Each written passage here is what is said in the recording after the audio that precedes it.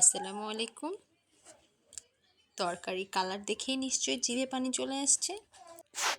করলার তরকারি যদি এত টেস্টি হয় তাহলে তো সেইখানে মাংসের কোনো প্রয়োজনই নেই। হ্যাঁ, এটি এমনই একটি রেসিপি, রুই মাছ কিংবা কাতল মাছ দিয়ে করলার চচ্চড়ি বলতে পারেন। চলুন তাহলে পুরো রেসিপি দেখে নিই। প্রথমে ফ্রাই প্যান নিয়ে পর্যাপ্ত পরিমাণ তেল দিয়ে নিচ্ছি। এরপর দিয়ে দিচ্ছি কেটে রাখা করলা।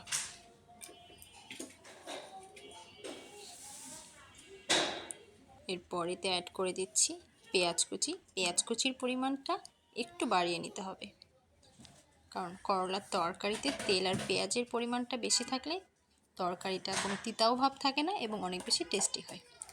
এরপর এতে দিয়ে দিচ্ছি 1.5 টেবিল চামচ পরিমাণ আদা রসুন বাটা, 1 চা চামচ হলুদ, 1 চা চামচ মরিচ গুঁড়া এবং 1/2 চা চামচ জিরা গুঁড়া। এরপর দিয়ে দিচ্ছি স্বাদ মতো লবণ।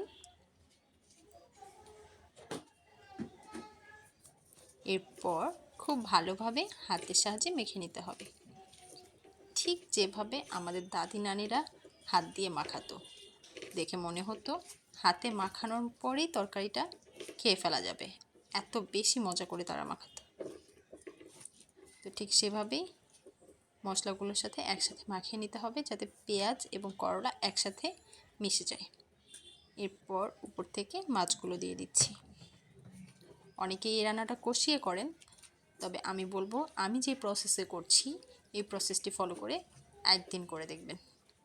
যারা মনে করেন না কষালে মাছের গন্ধ থেকে যায়, তারা অবশ্যই আমার এই রেসিপিটি ফলো করে রান্না করে দেখবেন এবং আমাকে জানাবেন আদৌ গন্ধ থাকে কিনা।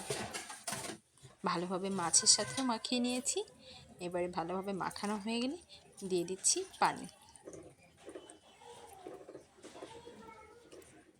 করলাগুলো ডুবে থাকবে এমন পরিমাণ পানি দিয়ে দিচ্ছি এবং ঢেকে দিচ্ছি 10 মিনিটের জন্য।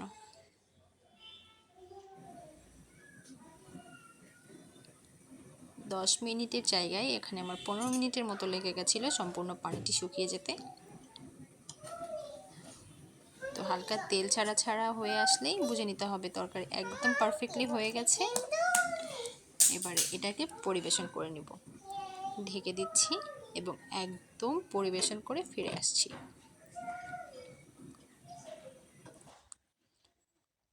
এই তো সার্ভ করে নিয়েছি গরম গরম মজাদার করলা দিয়ে রুই কিংবা কাতলের তরকারি। একঘেয়েমি মাছ মাংস খেতে খেতে একটু আলাদাভাবে রেসিপিটি ট্রাই করুন, দেখবেন নিরাশ হবেন না। রেসিপিটি ভালো লাগলে চ্যানেলটিতে একটি লাইক করে দেবেন এবং অবশ্যই সাবস্ক্রাইব করে দেবেন। ধন্যবাদ।